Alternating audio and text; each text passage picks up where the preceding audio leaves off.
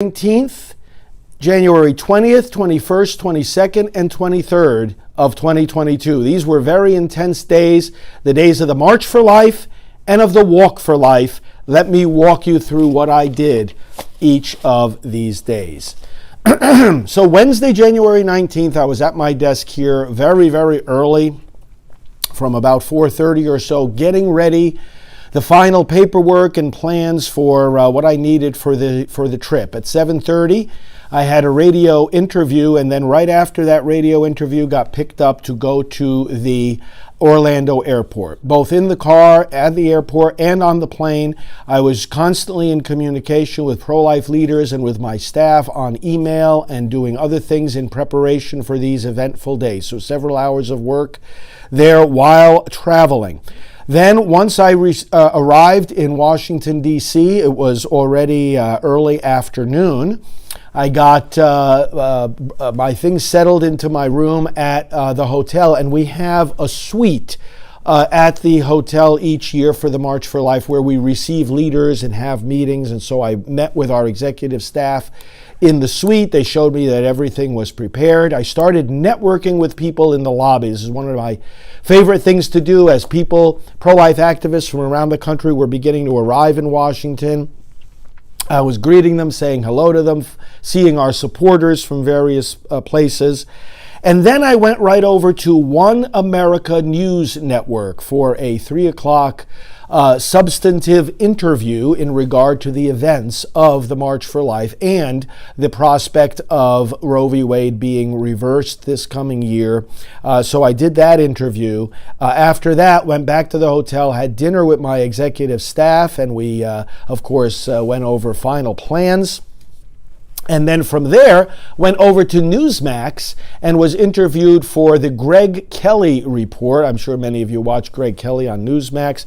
And he talked to me also about the same things, the March for Life, the prospect of Roe v. Wade being reversed, and so forth. So that interview occurred there, and then after that interview, I was taken back to the hotel where I met with staff. We had a nighttime staff meeting to make sure that everyone had their assignments clear for the next few days. That was Wednesday, January the 19th. Thursday morning, January the 20th, got up early, got some final paperwork prepared in my room and on my computer, and then we, with several staff members, left the hotel, and despite the fact that it was cold rain, we went over to Planned Parenthood to lead the national protest and prayer vigil at Planned Parenthood from 9 a.m. to 11 a.m. And during that time, therefore, I gave some remarks and led some prayers, and then I introduced various pro-life leaders who were there from around the country, representing a wide array of groups, and we did this for 2 hours, standing in front of that killing center, as women were being brought in, by the way, to have their babies killed. We finished that promptly at 11 o'clock, and right from Planned Parenthood, I went over to the studios of Steve Bannon with the War Room, and at 11:30, he did a substantial interview with me, also about the events of these days and the March for Life and the whole abortion issue. As soon as I got finished doing the interview with Steve Bannon, we drove through a McDonald's, got some lunch that I ate literally in the car on the way back to the hotel. And then at the hotel, I began networking with various people who were arriving from around the country. The Law of Life seminar started at 1 o'clock, and I gave the opening prayer for that right there at the Renaissance Hotel. Various pro-life leaders there listening to these various talks. After I opened up with the prayer there and did a little bit more networking, I went over to the offices of the America First Policy Institute for a 2 o'clock meeting with some key leaders there who had been working in the Trump administration, and we had a meeting about election integrity. Our associate Alveda King was there for that meeting as well. That was from 2 to 2:30.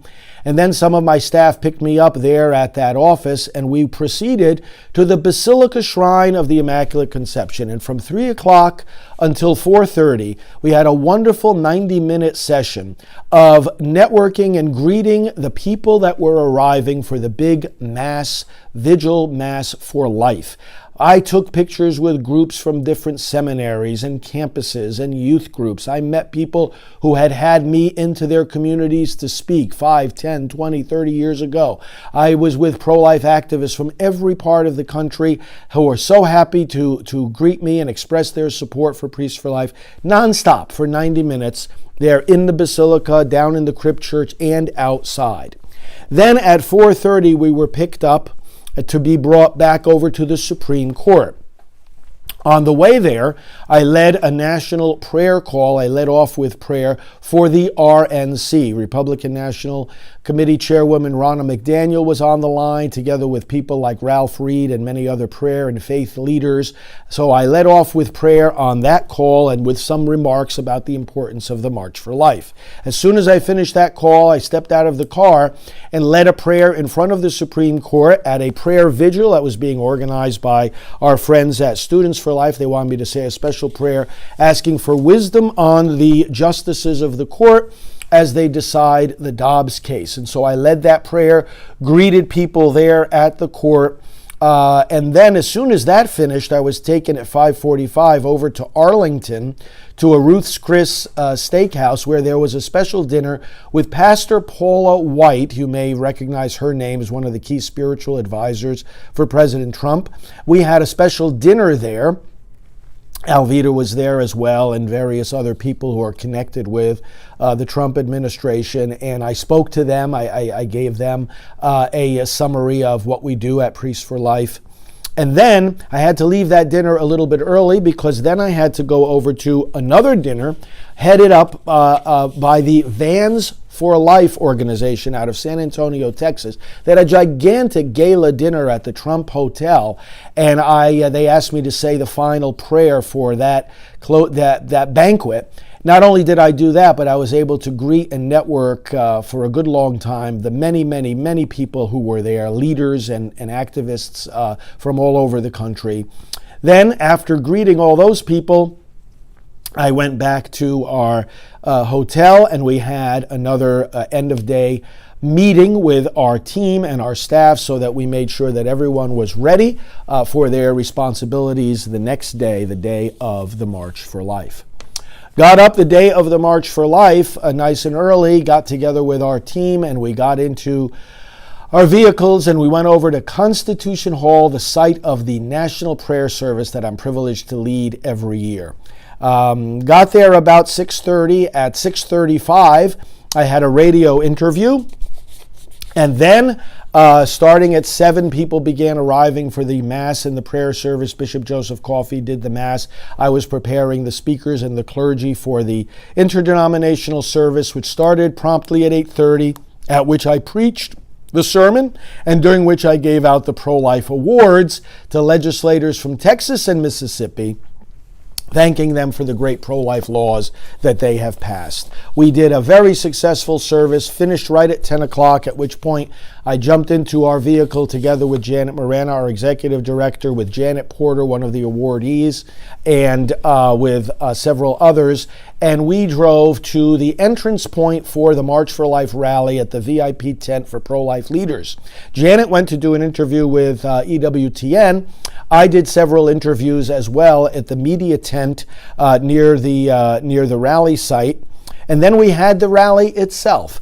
Meanwhile, I was networking and interacting with the various pro-life leaders who were there. The March for Life rally concluded. I went to the front of the march to march with Jeannie Mancini, the president of March for Life, with various bishops and other pro-life leaders, and had a wonderful, joyful March for Life up Constitution Avenue, greeting people along the way, interacting with the students who were carrying the banner and the flags. It was marvelous. Then we got right up to the Supreme Court. As soon as we reached the Supreme Court, it was about 2:30. And right on schedule, we started the Silent No More gathering. I addressed the crowd that was gathered there in front of the Supreme Court, led the opening prayer. Together with Janet Morana, we began having the testimonies of the people who have had abortions. And we had one testimony after another. Meanwhile, I broke away from there a little bit, and as I do every year, I stood on the curb of the street as people were coming by, marching for life, and again, greeting folks from communities far and wide who have had me in to speak over the years, and greeted them, gave them my encouragement, and that was a beautiful thing. Then I had to walk over to our office, which is right behind the Supreme Court. Priests for Life has an office. I met up with our associate Brian Kemper there, and we drove to the airport.